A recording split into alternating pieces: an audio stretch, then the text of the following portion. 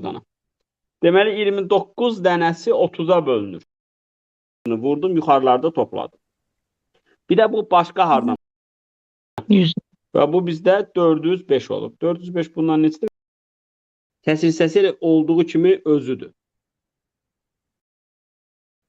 8'dir. Bu yoxdur. Bir hissə var. Deməli yazıb ki, P.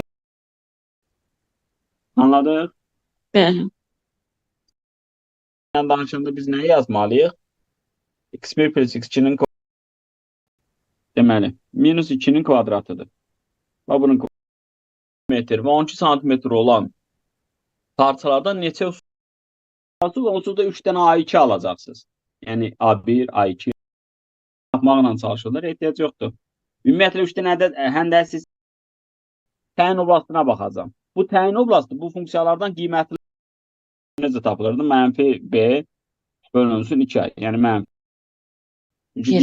Yəni nə olur? Kotanges olur. Deməli bu elə 1'dir.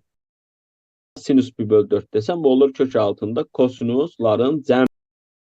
Toplayanda nə edəcəyik? Vuracağıq.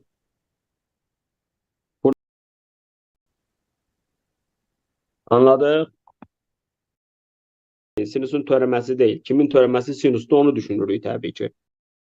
1 bölünsün 4'ün kubu. Vurmamaq, yəni minus üçün